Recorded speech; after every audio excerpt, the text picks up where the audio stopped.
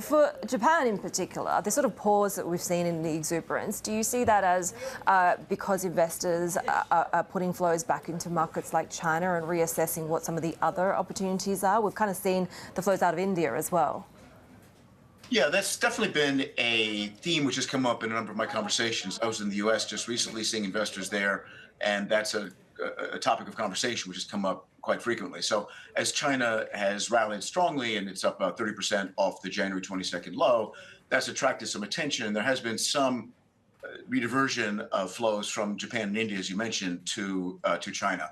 I would hasten to add that we need to think about things in a broader context. It's not as though we're operating in a closed circle where the only money that's available to go into China, for example, has to come from China, from either Japan or from India. There are other pools of capital as well. So I would just make that point. But at the margin, I think there has been some diversion of attention and flows from those two markets into China. For Japan specifically, we would regard the pullback that we've seen as, I guess you could call it, the pause that refreshes. In other words, the market had done very, very well in the first quarter. We've had what we consider to be a healthy pullback.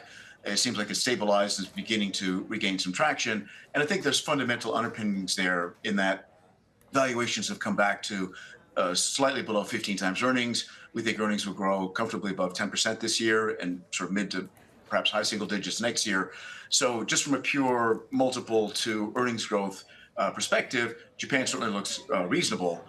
And that means you're really getting the bottom-up corporate reform story, which we're very much in favor of.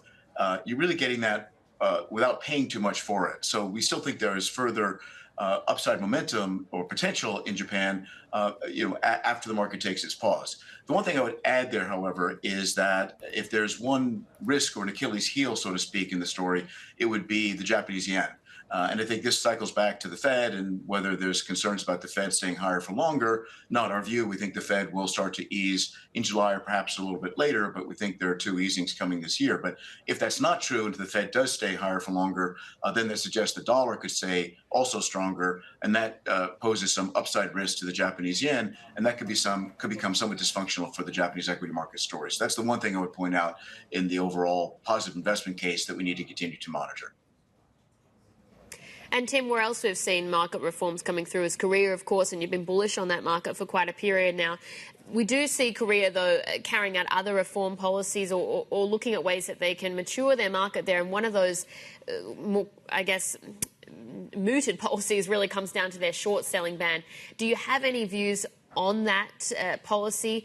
What are your expectations around it? And do you see them keeping it in place beyond June, if so? Well, it's a good question. So I don't have a specific answer as far as when that might be lifted, but there have been indications that they do intend to lift it in due course. So I think the direction of travel is going to be in the right direction, although the timing of it, as far as I'm aware, is still somewhat uncertain. But I think that I just like to go up sort of one level there from that specific instance to the broader topic of overall reform. And here's where we think the market is being perhaps overly negative or petulant about not giving enough credit for, again, the direction of travel that Korea is taking in terms of corporate reform and just broader improvement in corporate governance and shareholder returns. And we've really gone from basically no official program to one. So that's a positive change. The market was concerned that there wasn't enough specificity, and also with the outcome of the election and there being a split government, that the chances of a change to inheritance tax law has come down significantly. That's true, but it's also important to note that the opposition is also in favor of reform. They are very much sort of progressives and liberals, and therefore on the side of the smaller shareholder. And so there's desire to change corporate law somewhat to engender more shareholder protection. So the point I'm making here is that there's actually a very strong direction of travel in terms of positive reform to corporate governance and shareholder returns. And that is something which you're not paying for in the market at 1.1 times price to book, especially when earnings are recovering the strongest in the region this year. We and consensus have revised up numbers from 60% this year. We're at 70%, consensus at 80%. So you've got very, very strong improvement in corporate earnings, which have already been coming through in the first quarter. You've got an AI exposure theme on top of that. And then on top of that, you've got the corporate reform story. So we think that all that at current valuations and with an entry point of roughly 1360 on the US dollar KRW rate, we think all that is a pretty compelling investment case to the positive side. I'm just taking a look at your notes now, Tim, and I'm seeing your contrarian view is that Indonesia is oversold. Can you shed some more light on that one?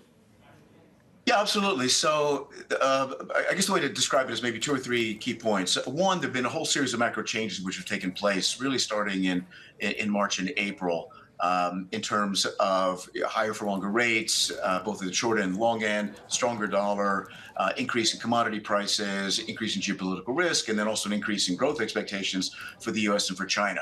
So we've done some macro modeling to put all those together and to see how markets might trade them.